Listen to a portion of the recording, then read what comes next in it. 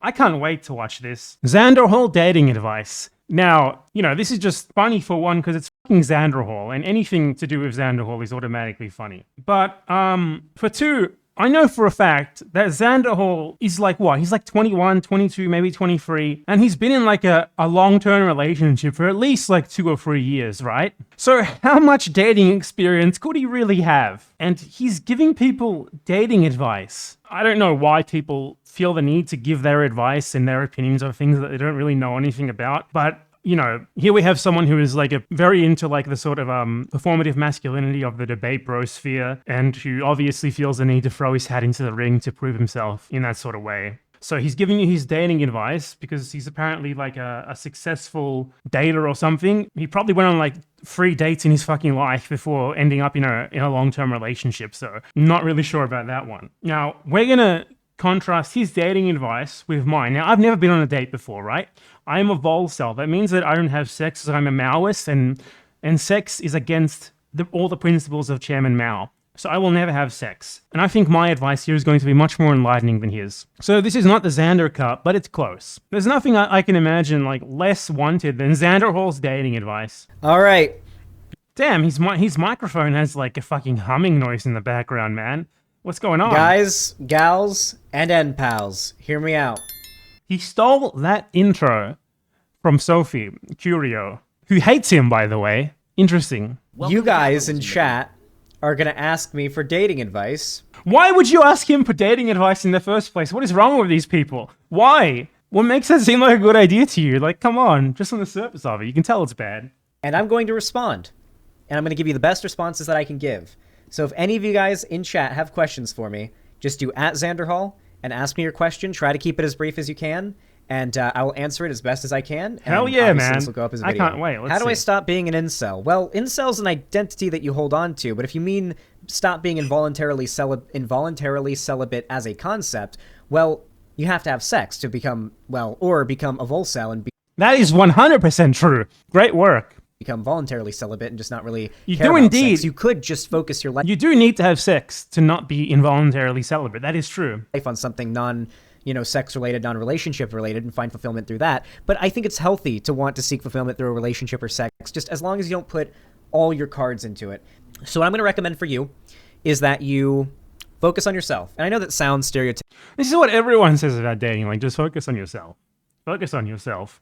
You gotta love yourself before you can love someone else. And that's not true. Most people who are in relationships and who love each other fucking hate themselves. Let's be real here. Everyone hates themselves. Like the generic sort of dating advice that they give you on Reddit and shit that he's probably going to be repeating this entire video is just completely wrong. Everyone hates himself. Everyone has mental issues. Everyone has massive self-doubt unless they're just 50 IQ people with no self-awareness whatsoever. And this is probably going to repeat throughout this, but I'll let him finish his answer before I give more of an answer. Typical, but I really mean it. I really genuinely mean it. What is the best? So if you give stereotypical bad advice, but you mean it, I guess that makes it not bad. Whatever, he didn't really elaborate. What he said there is nothing. That would help no one. Like what he said there about like not caring as much about it is pretty good. Decent advice on the face of it. But I do think that like if you don't care so much about it and you just sort of go about your life in a more normal fucking way than worrying about fucking all the time, and it does make you more likely to happen upon fucking, okay? Though you shouldn't have sex at all, I clarify. It's very anti-Maoist. You should not have sex.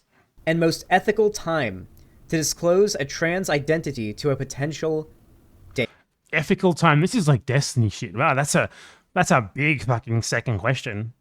And I realized I didn't really give a good answer to the first question, but I just think like, how do I stop being an incel? It's such a broad thing, right? It's like the core of that question, if we're not talking about like, for one, there's like incel as an ideology. And, the way to stop being incel as an ideology is to stop being a fucking incel. The same way you stop being a fucking fascist, it's on you to stop, it's on you. But incel in like a more like generic descriptive term, well, for one, you have to try, you have to actually date. And, in order to date, you need to be able to get a date. So a great way to go about that is to learn how to hold a fucking conversation with someone. For one, download every fucking internet dating app imaginable. I don't know. I don't want to give people advice on like making a fucking dating profile or anything, because you shouldn't have to think about those things. You shouldn't think about that sort of thing in such a way where you're trying to impress other people, right? Because that doesn't really end very well, unless you just want to like fuck someone and then forget about them immediately. I guess like, you can go into it like it's a conquest then and treat them like they're some, fucking piece of meat, I guess. But I'm not going to give you advice on how to do that, because you shouldn't do that. Like, the number one thing to do is like put yourselves into situations where that is a possibility that could possibly happen. And the best way to do that in today's world, no matter where you live, is to download a bunch of fucking dating apps, put yourself out there, and just talk normally to people. Be yourself, as they say. But the thing is, maybe yourself is fucking boring. Maybe you're an awkward loser. Maybe you're not fun to talk to. Maybe your interests are fucking stupid and boring. Like, the fact of the matter is, for example, if all you do is sit at home all day and play video games, most people aren't going to find you very interesting. There are people out there who will find that interesting, but I mean, there's also guys out there who play video games and also have other stuff interesting about them and who aren't just fat slobs who sit at home all day. So, why would someone who, is like say a woman who's interested in video games date you, who, if you're just like some fat slob who sits at home and plays video games all day, when they could date some guy who plays video games and also has more to him than that? It's probably a bit more interesting to them. So, in many respects, like the advice of, put yourself out there doesn't really work if you're not exactly very dynamic and very interesting as a person. And that's okay. You shouldn't expect people to be interested in you when you're just not very interesting. This goes both ways too. Like, it's definitely true that guys are pathetic and desperate, so the standards for guys, a lot of guys have incredibly low standards and will just like fuck whoever wants to fuck them, fuck whoever's willing, right? But it really does go the same, like a woman who sits at home all day and does nothing but plays video games and takes no care of herself whatsoever, blah, blah, blah, is also going to be significantly less appealing to the average dude than, the other way around. Same sort of thing. So, like, you need to actually learn how to talk to people. You need to be interesting. You need to be at least somewhat interesting, at least interesting to the the sort of person who you want to be interesting to, like people who share interests with you, but perhaps who don't have like an all-consuming sort of interest. Like, as Xanderhal's audience, it's like 100% just people who sit at home all day playing video games. So, like, the number one thing to do is just download those shitty fucking apps, and you probably won't get many matches, but the ones that you might actually get, the people who do actually kind of show like a modicum of interest in talking to you, just fucking speak to them without, or text them, whatever. Speak to them without like putting on a show, without embellishing anything about yourself. People say be yourself is a cliche, but yeah, be yourself, and that'll give you sort of an indication. Maybe yourself fucking sucks. Maybe being yourself doesn't work because you're just a fucking boring person who's no one interested in. And that's something that you can work on. And it's not something that you're going to work on for other people. It's something that you're going to work on for you too. Because look, being a slob who sits at home all day playing video games is not a fun existence. You don't want to be like that. So that's the first fucking step, okay, is to like turn yourself into a genuinely better person for yourself. And that in itself is going to make you more interesting to others. Not just because it's going to make you more confident in yourself, as a lot of people will say, right? Like, people say love yourself before you can love someone. You don't have to love yourself, right? But you do kind of at least need to be something of an interesting person, of more interesting of a person, a more fulfilled person, someone who's just happy with themselves. That part is true in a less sort of simplistic way. And this is probably incoherent. It's very difficult to structure something like this just off the cuff. But yeah, I would say just download these fucking apps, whatever, Tinder, whatever the fuck else there is these days. But without expectations, okay? Don't download them and be like, I'm gonna fucking fuck someone soon downloading this app, I'm gonna fucking convince them to fuck me or whatever. Just download them, text people, talk to people, without much expectations, while also just sort of living your life, getting interested in new things, improving yourself in whatever way seems good to you. And as you go along, you'll probably, gradually, little by little, see yourself connecting with people on a better level, maybe actually going out on dates with them, etc. And in a sort of more genuine way, right? Because there's two ways to approach this. There's the way where dating is sort of like a conquest, where, you go in there and you sort of put on an act to impress the other person. If you just want to sort of fuck and get that out of your system, sure, approach it in that way. I think that's pretty unhealthy to do as sort of a prolonged thing, and you want to limit how much you actually do that. And you also kind of want to make sure that you're doing it in a way that doesn't really take advantage of other people. I would say like most people probably go through a phase when they first start like getting interested in other people, dating, or just kind of happening into it, where it's very easy for them to fall into being with someone. Like when you're in your early 20s, maybe even before that, it's, you know, a lot of people just sort of want a relationship, just to have a relationship. But no, you know, I don't know why.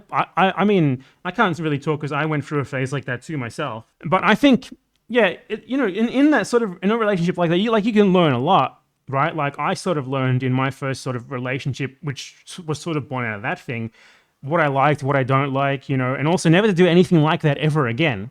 I gained a lot of respect for myself, more respect for myself for doing something like that. But I would say, ideally, you would avoid that entirely, and you would like be more self-aware, and you would just approach dating, or like maybe you wouldn't even approach dating, right? Like dating would just be like something that's there in your life that you're not really treating as like a goal or something. It's just sort of there. Like, you know, you have fucking Tinder on your phone. Sometimes you open it and you fuck around in it, and you might get a match and you talk to them, blah, blah, blah. But not like something that like you fucking obsess over. Like, I have to go on a date. I absolutely must go on a date this week. I must match with someone. I got to swipe all fucking day and find someone to go on a date with. You know, the first one is obviously a much more healthy way to approach things. Or it's like something just that you have in the background that's like an auxiliary part of your life, you know, rather than something that you specifically think about a lot, you know. So I would say, like, try to avoid, like, the phase of dating that a lot of us go through sort of unintentionally, where, like, you just treat it as, like, sort of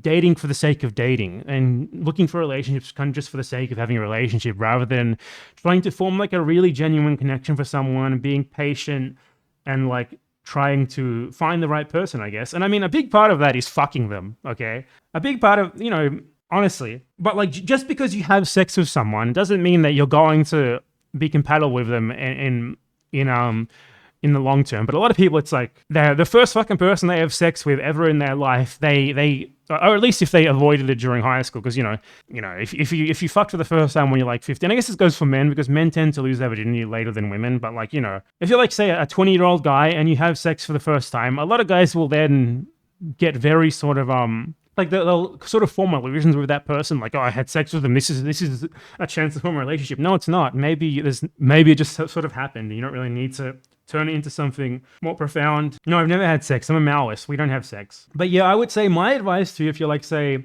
I don't know, early 20s, maybe you don't have much experience dating. Maybe you've never had experience dating. And you're probably a fucking guy, because let's face it, most people like this are guys for some reason. Fundamentally, just be self-aware and sort of approach it as something that you have sort of in the background, rather than something that's all-encompassing that you actively sort of pursue and obsess over. And if you do end up talking to people, you know, maybe even dating them, do it like with the objective of actually connecting with them, and realize that with most people, you're not going to actually connect with them. It's certainly healthy, but I mean, if you're like some fucking 20-year-old obsessed with fucking at any cost whatsoever, maybe you know, that would seem not very ideal to you. But yeah, that was a long fucking tangent. Let's just laugh at Xanderhal. Nothing profound. Whew. All right. So, it's definitely going to be before you're leaving a public location. It's got to be. For your own safety, it's got to be.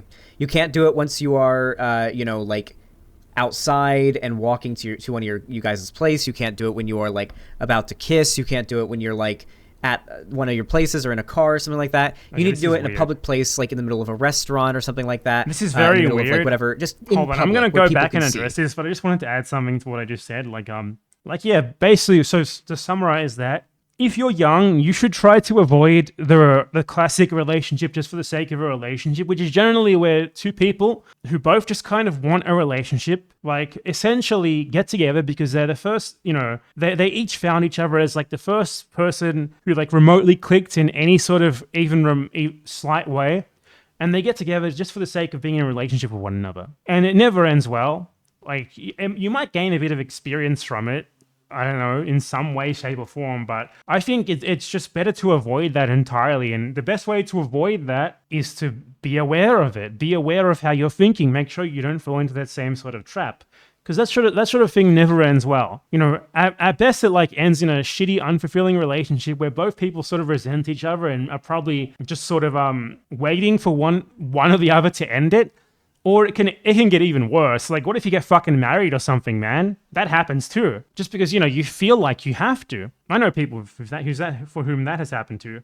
So yeah, just be self-aware. Don't approach dating as like a priority. It's just like something that's there in your life that if the opportunity arises with someone who you might click with, you know, you can do it. You know, treat Tinder like the way that you would treat like a shitty mobile game they use when you're on the bus to work, in that same sort of way, rather than as a priority. Or, you know, other ways of meeting people, you know. Don't fucking hit up cashiers or anything, okay? Please don't do that. Don't do cold approaches and stuff like that. Please don't do that. Holy fuck. Well, you know, there's always you can always like do things like, you know, maybe you know people in your life who you sort of seem to be clicking with. You know, it's fine to ask them on a date or something in that case. It's fine. Though there's also merit in avoiding that. You can ruin friendships, or you can ruin workplaces, or you can like sort of create awkward situations in places that you frequent. If you misread other people's intentions and like say you ask someone on a date when they don't want that. So in a way, you know, the wonders of modernity allow you things like dating apps where everyone on there is there for a specific purpose, to fucking date. And you can avoid like risking that sort of thing and potentially creating a very awkward situation that you might not be able to avoid by just keeping your dating to those apps. So I can understand that you are sort of limiting yourself there artificially, and you might end up missing sort of chances, I would say. But I just said don't approach this as if we're talking about this in terms of chances, but for lack of a better word, yeah, chances. But I mean, it's all a balance of like risk and reward, I guess. Basically, approach dating like a neoliberal. Thank you. That's a joke, but I'm done talking about that. Let's go. What does Xanderhal have to say about trans people? It's definitely going to be before you're leaving a public location. It's got to be. For your own safety, it's got to be. You can't do it once you are, like outside and walking to one of you guys' place. You can't do it when you are like about to kiss. You can't do it when you're like at one of your places or in a car or something like that. You need to do it in a public place, like in the middle of a restaurant or something like that, in the middle of like whatever, just in public where people can see. Good people that like if you get assaulted or screamed at will come to your defense. Like not people who look like they might join in, you know what I mean? Like gauge the crowd, right? Honestly, I don't know why he's giving advice on this. He has, like, apart from even just ignoring this answer, like, he has no experience with this whatsoever. I guarantee you he has never been on a date with a trans person. Like, he is not trans. Like, where is this even coming from? Why is he being asked this question? What is he even saying here? Like, I think he's trying to say that you should probably disclose that you are trans to someone before you are in a private environment with them for your own safety. Which, I mean, I guess makes sense. But, I mean, it's just very weird that this is even being asked, honestly. And you're going to want to say it pretty early on before the flirtation gets too high, because you have to understand that if you're a trans woman and you're dealing with the kind of guy who would be like this, the more he flirts with you. I just want to note that I think just in general here, if you're someone who respects yourself, you will not get to the stage of like kissing someone unless they are heavily inclined to already accept trans people, or at least not to be like violent transphobes as you would expect like a right winger to. Like, I don't know.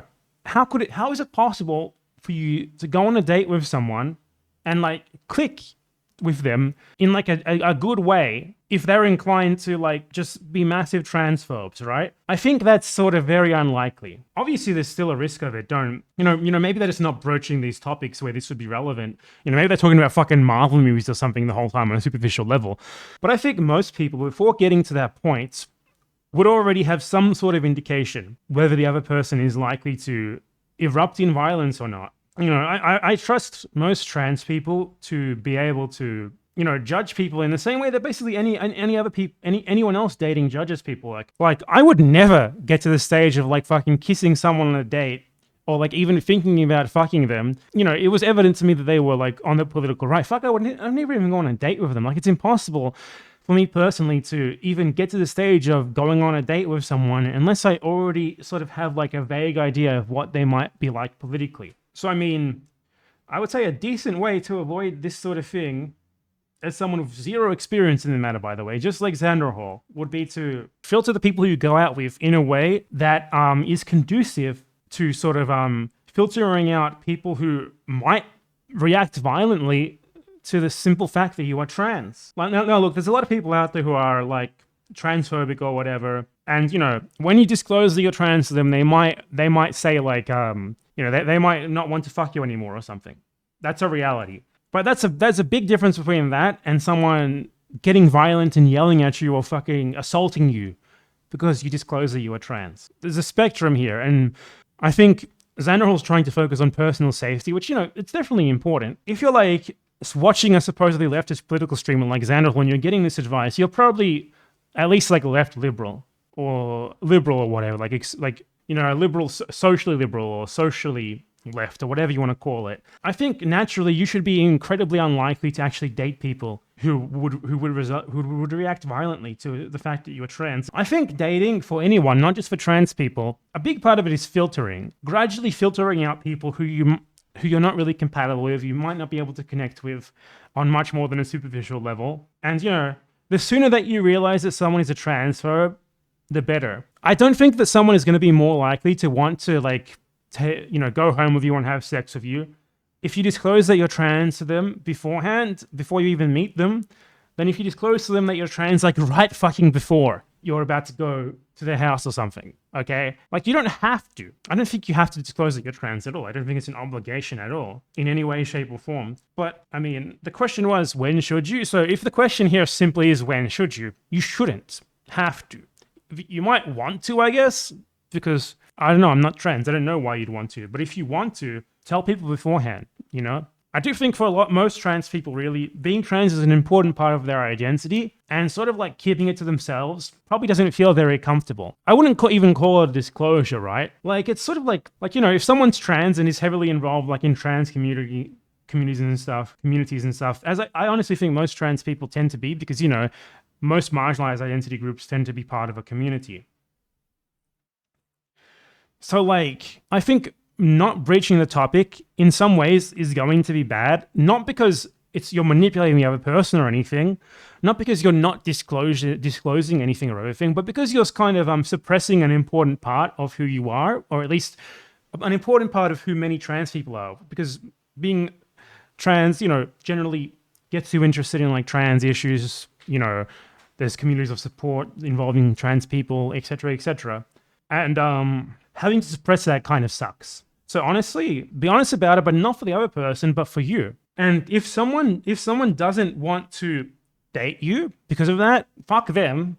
But also, that's good for you because you're filtering them out as early as possible. And that way, you're only going to be dating people who aren't pieces of shit, who don't think less of you just because you're trans off the bat. So in a way, it's a good thing, right? I think this also works basically every other way possible, right? I mean, I guess a good example would be, for example, you're Jewish, you're like a white Jew, it's not very obvious, and you somehow talk to someone who's like a fucking Nazi or something, right? If you're Jewish, most of the time being Jewish is an important part of who you are, even if you're a secular Jew, at least a little bit. More for a lot of Jews, a lot, not most, but a lot, it is a very important part of their identity. So in a way, if you have to suppress that, or if you feel like you have to suppress that, to go out with people, to date people, I think that's kind of fucked up. It's obviously not your fault, but you'd be better off if you talked about these things that are important about you.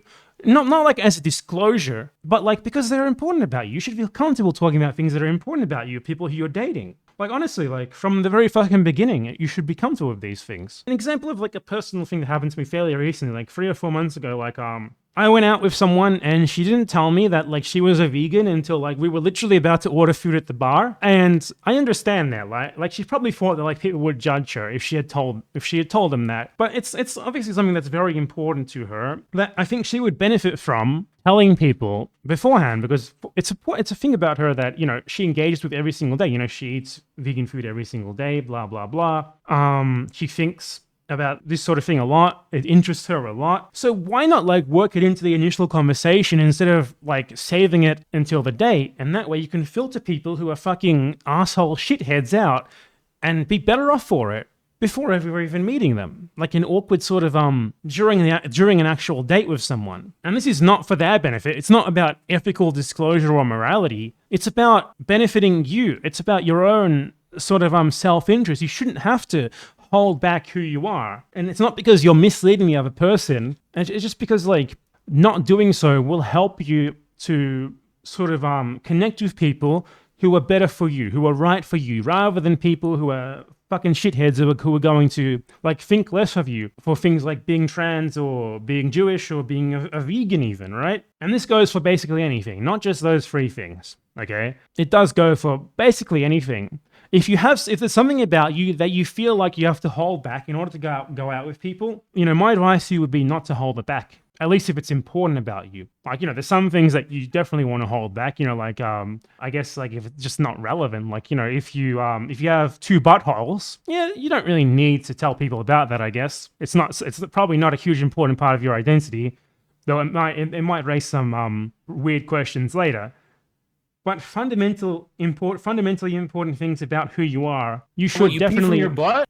I do pee from my butt. Like, you should definitely bring them up beforehand, or at least try to work them into a conversation in a natural way. Because, this is a part of getting to know the other person, is knowing these things about them. And in this way, you can filter out people who are wrong for you. So I think the whole framing here of disclosure is very wrong in the first place. The way this question is phrased and the way that people like Destiny and the other debate bros talk about disclosing your trans identity is wrong in the first place. It's not about a moral obligation on the part of the trans person. It's more about the trans person or the Jewish person or the vegan or whatever other, important facet of your identity that there is, feeling like they need to suppress an important part of who they are when they shouldn't feel like they have to do that. It's going to be better for them if they don't do that at all, because they're going to end up going out with people who are far more compatible with them. So yeah, now let's watch Xanderhal, and I'm going to try not to rant as much. It's already so long. Even if he doesn't touch you, that could make his embarrassment when you reveal that you're trans, if he's like then embarrassed by that, turn into murderous rage, potentially. Like, you have to be really, really careful. Now, ideally, you would say it before even meeting, if you have that opportunity. If you're just talking... Xanderhal, what is your thought on what to wear at a first date? Most guys think dressing fancy leaves a good impression, but that doesn't apply to a lot of first dates. Let me tell you this, okay? It depends on where you're going, okay? You have to know where you're going on the first date. If you're going to a nice restaurant, then you dress nice. If you're going to a casual place, you dress casually. I'm not sure what like a nice restaurant or a casual place really means. Look, my advice to you would be do not ever go on any first date that isn't a bar, okay? Never go on, no coffee dates, no restaurant dates, only a bar. I'm consuming. Okay, and the reason for that is because bars are the most conducive to conversation. You can stay in a bar for as long as you want. You're not limited by food. If the date's going well, you can order more drinks, or you can not even order more drinks. You can just sit there talking. At a restaurant, like, the tempo is sort of decided by the food, by like how much you're eating. And then it's sort of like, oh, you're just sitting there. Bars are designed to be meeting places for talking. Restaurants are more focused on actually eating.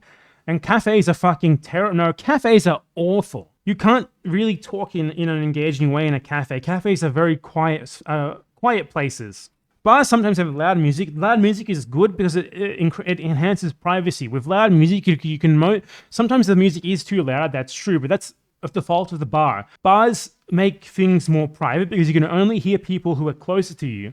And that helps to reduce inhibitions. It helps to get people acting more like themselves. Like, never, ever, ever, ever, ever, ever, ever go on a coffee date or a restaurant date on the first date. That is my advice. Second date, restaurant or whatever, that's fine. You're already connected with the other person. I think it's fine then, but the first date, you want it to be as conducive to conversation as possible. If you're nervous to meet someone in a bar, I don't know, what's something wrong with you there. It's no different than meeting someone at a restaurant or a cafe. Most bars aren't literally just a bar, right? They have tables with chairs where you can sit there with the other person. In terms of that, it's the same thing as a restaurant. Nothing about it is particularly weird compared to a restaurant other than the environment and sort of the tempo. And yeah, a bar is also less of a commitment. Like, you drink one beer and leave. Most of the time when I go to a bar, right, like, we don't order food immediately. We each order like a beer or something. And if things aren't going well, I'll just fucking up and leave after the first beer. I don't know if I can give a shit.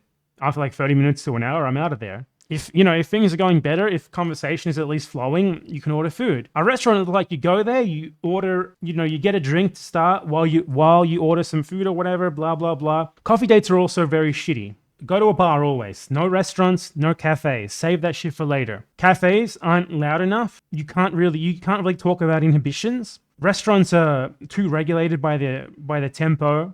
And also another thing is that a little bit of alcohol helps a lot to reduce anxiety, which is also very good because, it's normal to have nerves when you're first meeting someone. In a cafe, there's going to be none of that. If anything, coffee makes a lot of people more anxious. And, what do you have? Like a fucking light playlist and an environment where people literally work on their laptops in, right? You can't really speak. You can't laugh. You can't talk in like a regular speaking voice or raise your voice, if you need to. In a bar, you can do all of that. Restaurant, the time, like there's that, and also your time is like sort of regulated. The tempo of the day is regulated by the food.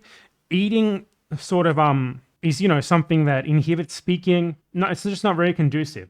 At a bar, you get there, order a drink or something, chat to the other person with music that in a good bar will not be so loud that you can't hear each other, but will be loud enough that other people can't hear you, which really helps to just let you fucking speak how you want to speak normally. I mean, if you're reduced to talking about the food on a date because the conversation isn't easy, then leave. You're on a bad date. You're not connecting with that person.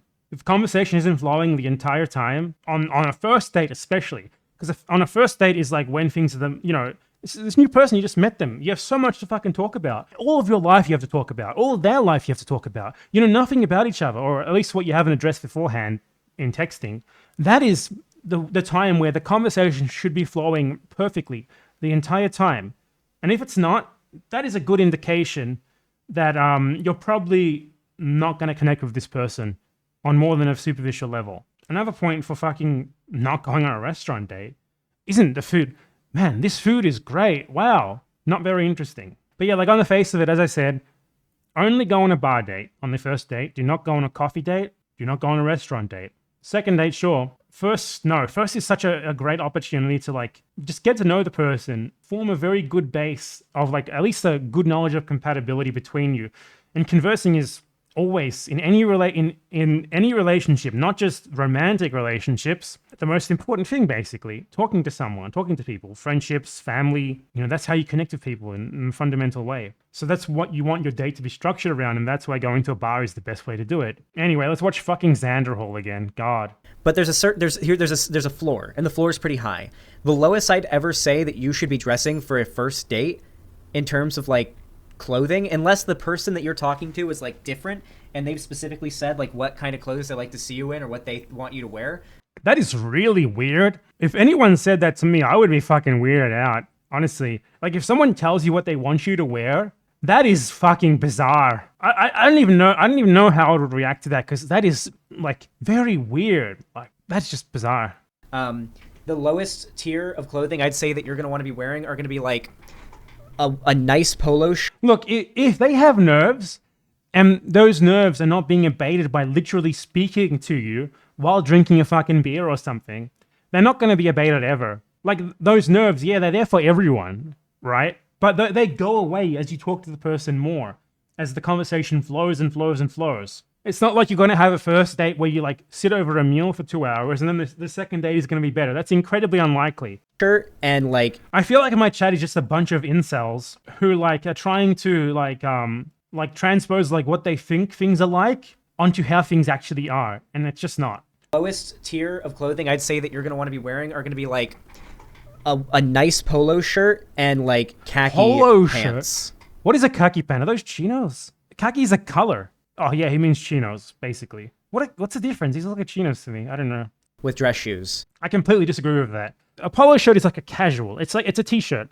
A polo shirt is a casual shirt for rich people. It's for rich people who think that they're too good to just wear a normal fucking t-shirt like a normal person. Normal people don't wear polo shirts. So I find that weird to recommend that. You don't have to wear anything more than jeans. Don't go in fucking sweatpants, but you can just wear jeans. It's fine. Last date I went on, I'll fucking show you what I wore on my last date. Hold on. I literally just wore the same fucking jeans that I wear every single day. Random black Levi's jeans. And I wore it fucking awful. I hate this fucking... A shitty old button-up that I bought for $10 from Cotton On in Australia like 4 years ago. Okay, it's awful. The only reason why I wore this is because I'm so fat from COVID that my good shirts don't fit me anymore. I wore these, okay? And these are basically sneakers that look like dress shoes in a way. Like they kind of like a hybrid. Yeah, it's not what I would wear every day, but it wasn't remotely fancy. It was mostly just comfortable clothing that I felt okay in, that fit me decently. And I especially made sure to wear shoes that I could actually fucking walk in. And then literally on the second date, well, we didn't really have a second date. I mean, officially at least. But the next time that I saw the person, I just wore a t-shirt and jeans with regular sneakers. Nothing special. And she didn't care. Like, I've been on dates with people who show up in a fucking t-shirt and jeans, and I don't care. I don't expect anything from anyone on the first date or on any other date. That's not why I'm there. I'm not there because I'm trying to impress the other person, and they shouldn't be there because they're trying to impress me either. Like, yeah, don't just show up in like a t-shirt and sweatpants or anything like that. Like, maybe put in a tiny little bit of effort, but at the end of the day, that's not the most important thing. Don't like overdress. Don't dress like much more formally, I guess you could say it, than what you do every day. Like, you can essentially, most of you, if you have like, I have new sneakers now. These would be totally fine. You know, wear your fucking Vans. As long as they're not worn out, as long as they look okay, just wear your fucking everyday sneakers.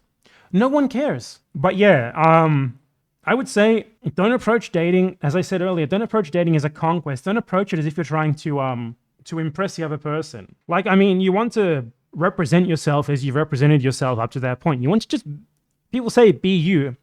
And in a way that's true. Like, I wouldn't go in just a t-shirt and jeans to a first date. Unless it was like something weird, but I mean, as I said, it's a bar. But I also wouldn't go to a bar in the first place in a t-shirt and jeans, where I would wear jeans and my regular sneakers, but I would usually put on a button-up at least. Approach it in that same way. Though I do think like there is kind of an advantage, particularly if you're dating cis men, to just dressing as casually as possible. Put in as low effort as possible. Don't wear any makeup. You know, wear a t-shirt and jeans.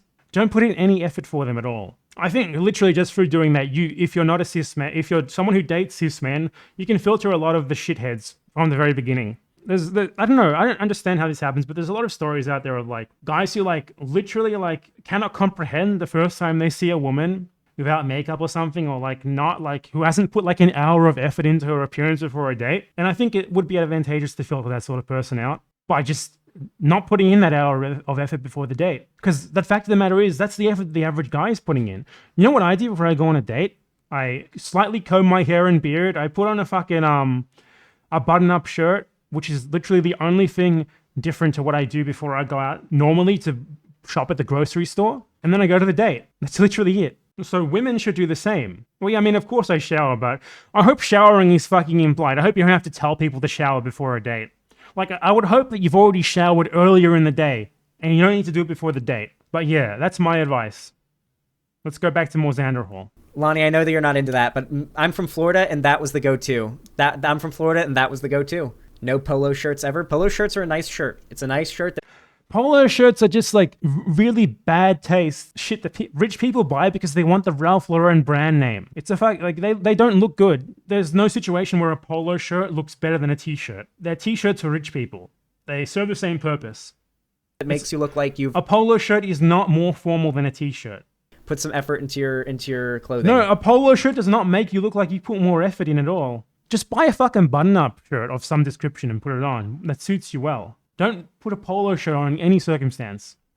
As an autistic person, what's the best way for me to tell if someone is actually interested in me or if they're just messing around in a way that comes off as flirtatious? Look, these questions, like that's a good question to ask of someone who's autistic. What does Xanderhal know about this, man? Xanderhal's not going to be able to tell you this. Flirtatious. Honestly, Megamania. So here's the thing. I want you to weigh your options here. Let's say you think a girl or a guy... I'm going to say girl because most of these worries are not as big if you're a girl. I'm sorry. Women have this privilege. It's just true. Squad W, my brothers. Anyway, so let's say there's this girl and you think she might be flirting with you. My recommendation is just ask if they're flirting before you proceed. Say, are you flirting with me?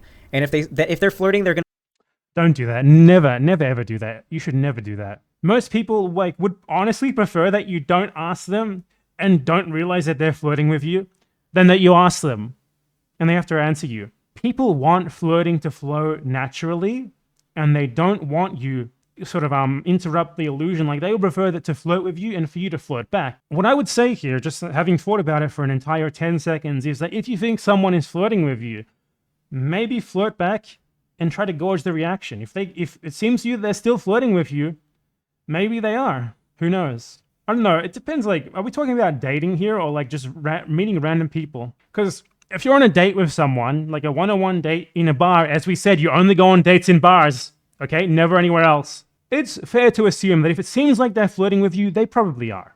You shouldn't have to ask that. Like, in other situations, I don't know. I think it's a lot safer to not ask someone, ever. Because if you get that wrong, it could turn things to be very awkward. But I mean, this is advice for autistic people, and for autistic people specifically, I couldn't tell you. I don't know, I don't have that experience, and I find it very weird that Xanderhal is being asked this, because he doesn't know, I don't know. Why is he talking about this? Why am I talking about this when we don't know? I'm gonna say something like, if they say no, you stop. No matter what, you stop right there if they say no. Once you've heard the word no, it's over. But if they say maybe, that's yes. Maybe when offered that question means yes. It's just, I find it very weird how, like, Xanderhal is acting like asking someone if they're flirting is a normal thing. It's not normal to ask someone if they're flirting. This is how you can tell that he has very little dating experience. I've never asked someone if they're flirting. No one has ever asked me if I'm flirting. That means yes, continue, when it comes to flirting. Not when it comes to do you want to fuck, but when it comes to like flirting, like just talking and sort of like banter, then that means yes, like continue flirting. I'm fucking with you. I'm reeling you in, I'm playing with you a little bit, right? And from there, you just kind of have to gauge it out on a case-by-case basis. It's kind of hard for me to answer that question without knowing your exact situation. Yeah, when did he turn into fucking 10-inch shorter Eminem? What happened there? But that's the advice that I'd give. Where should you go on a first date?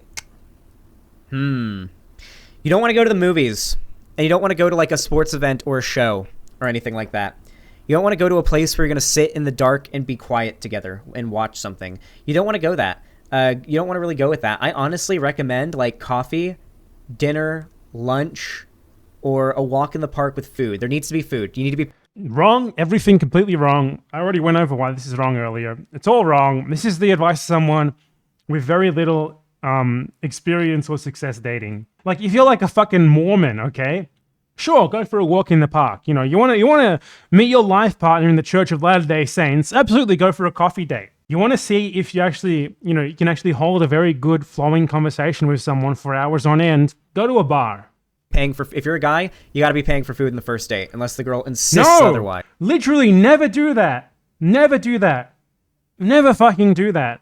Never, ever, never, ever, ever, ever. Never pay for food on the first date. Never pay for anything on the first date. 50-50. You pay for what you eat. You pay for what you drink. Never do that. For one, if they expect that of you, this is how I know he hasn't dated, unless this is an American thing. In Argentina, it's not like this at all, at least with anyone who I've ever gone out with.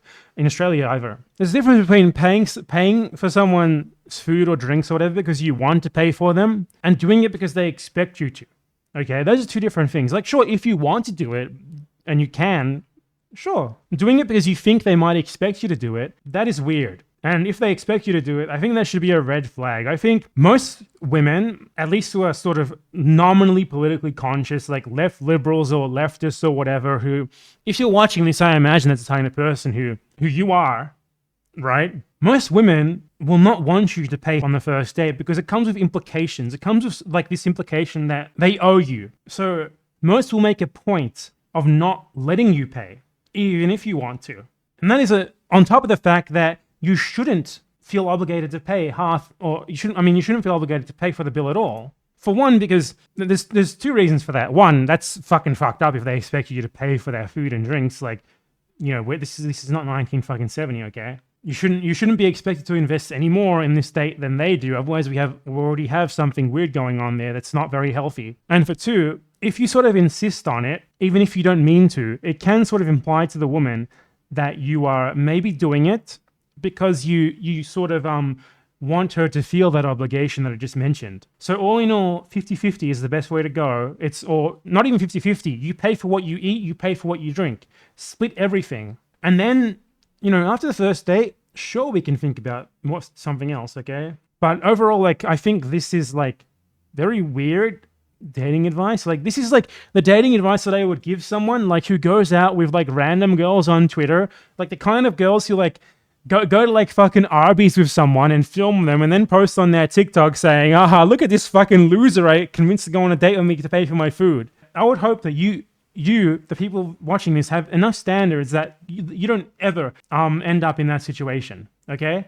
So overall, on your first date, doesn't matter who you are, doesn't matter if you're a man or woman, an NB, trans, cis, whatever, you pay for what you order for yourself. If you share something, you each pay for half of it. Simple stuff. And you need to do something where you're going to be able to talk and actually get to know each other. That's the point of a first date. You not need to be just going and seeing a movie. Like, that's just kind of, I think that's so cringe. Like, in hindsight, I so regret ever going on a first date to a movie with a girl. Like, oh my God, that's so... That is true about movies. Never, like, you go on a first, like, a movie date isn't even really a date. Like, if you're at the point with someone where you can go to a movie with them and not feel like you're just wasting your fucking time, it's probably because you're past the point of like having numbered dates. You know, you already have some sort of connection and you're not really on this second, third date sort of thing anymore. Fucking cringe. Like, Jesus Christ. Dinner is usually a bit much. Coffee or drinks or lunch is good. Yeah, something like that is also good, Lonnie. Nothing expensive. Yeah, don't go anywhere. Drinks is the only way. Too expensive for a first date, yeah. Like, I want to make it clear here, guys.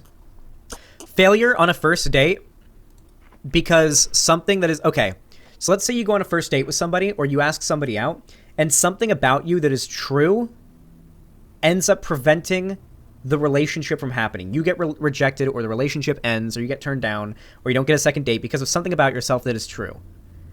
A true, like, thing about yourself that is, you know, a thing that you admit, like, okay, I maybe am like this.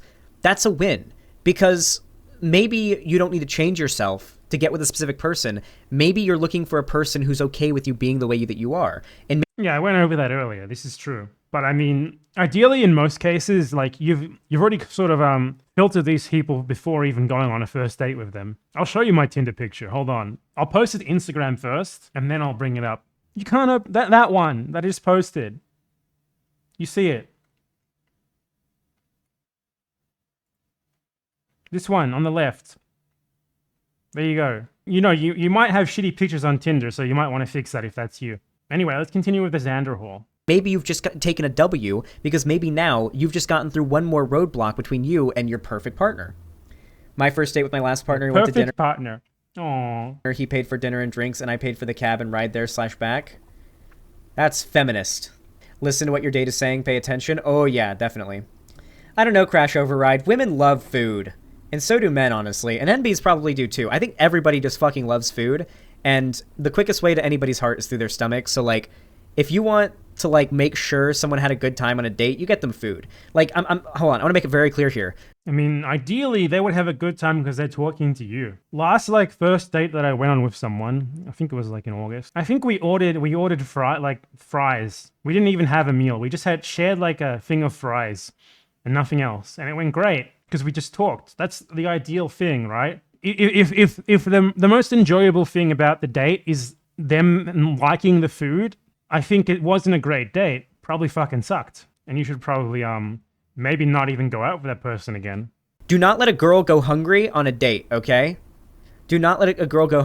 That's so fucking weird. He sounds like a fucking masculine macho man. Oh, I have to pay for the meal and I must take care of this girl's stomach.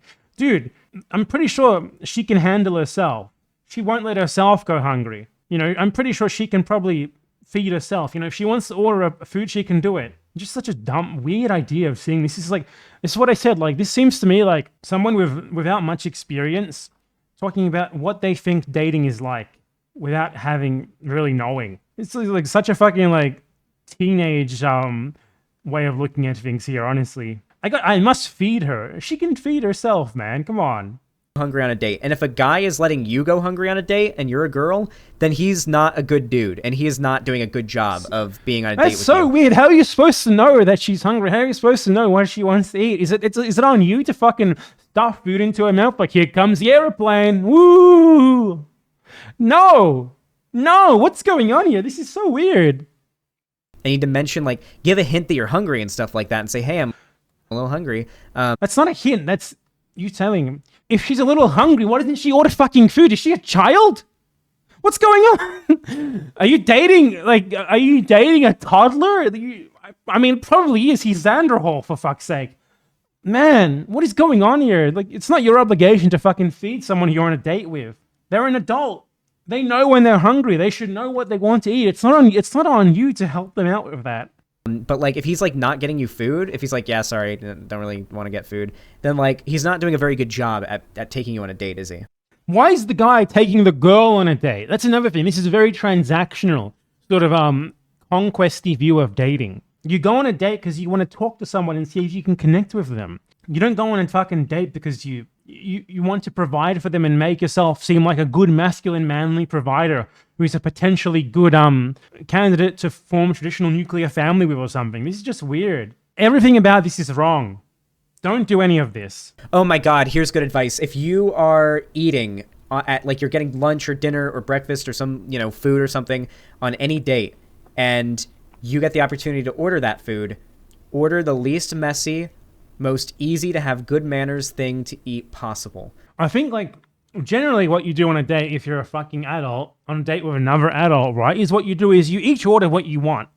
Or if you want to share something, you talk about it and then you pick something to share. That's the thing that, like, what is this thing about ordering for the other person? That's bizarre to me. Like, these people are approaching this in a very sort of, I hesitate to use this word because it makes me sound like a Tumblr user, but a very problematic, traditional sort of way where, like, the man takes charge of everything for the woman. The helpless woman who's just there, like, to be led by the man who's trying to impress her and to conquer her or whatever. Like, this is, like, an excellent example of how not to date. If you want to date poorly, if you want to approach things in a way that is unhealthy for both you and the other person, do what he's saying here. Do what his chat is saying here. This is all wrong. Like, maybe instead of eating, like, maybe you go to get breakfast. Maybe instead of getting, like, a big fucking omelet and, like, pancakes with sticky syrup for the date, maybe instead you get, like, scrambled eggs, bacon, and hash browns. Something that's, like, literally just... What is this? Who goes on a date like in a diner for breakfast? I'm so weird. This is like from a movie or something. Edible with simple bites from a fork that's not going to like have a high likelihood of falling into your lap or onto your shirt and getting it all greasy. Nothing that's going to get your mouth all dirty. Like, just, yeah, you guys, yeah, manners are really important. Like, really, really be important. I turned down a free turkey dinner from my insurance company because I'm vegan. What a mistake that was. That wasn't a question, but thank you. Clingy, watch out for clingy. It could be an unhealthy relationship. Yes, guys. Guys, do not be afraid to terminate a relationship if you're seeing red flags. If you're seeing those red flags and you feel like maybe it's time, it might be time, don't wait for it to get too bad, because there's some guys I know who've had women ruin their lives, like legitimately. And it's so weird how can't guys be clingy too? Why only guys and women? You can definitely see some very not so latent misogyny going on in this video. Women who've had guys ruin their lives, vice versa. I've had guys... The very next sentence, he clarified. I've met women who got killed by guys, who guys got them killed because they were in a relationship with them, and it was just not... And the guy drank and drove, and now she's dead. She was on my swim team. There have been guys who've had their lives ruined by relationships with certain women. Don't do the whole I can fix thing. The red flags are red flags for a reason. You need to evacuate that shit like it's the Death Star, and it's about to explode. Yeah, and this is what I said earlier about filtering. Ideally, you wouldn't get to the point with someone where they can like have you in something that you feel sort of trapped in because of, you wouldn't let that happen. It's a big part about approaching things in a sort of healthy way and respecting yourself before anything else. Being very self-aware, especially. Not just like getting with someone for the sake of it, Stage 4 clinger abort mission, true. Huge red flag, by the way. If they haven't seen Lord of the Rings and they're not interested in it, you need to dump them on the spot. If you don't think there's any way you can convince them to consume any Lord of the Rings movie at some point, then there's no point in pursuing the relationship. Thankfully, Lonnie has agreed to watch one Lord of the Rings movie after I finish those. Oh, we will, Lonnie, we will. I don't think you know how dedicated I am to the Lord. Okay, so that sucked, though it was at least a pretty decent jumping off point for me to actually give you guys some real good advice rather than some like 22-year-old inexperienced guy. I'm not shitting on Xanderhal for being inexperienced. We were all inexperienced once. I probably would have given awful dating advice if I had given you it when I was in my first ever relationship too. But like, it's just not good advice. It's the advice of someone who's looking at things in a very sort of conquesty sort of way. in a very sort of traditional gender role sort of way, and not in a way that is good for himself or the people who's going to be going out with. God, that took a long time.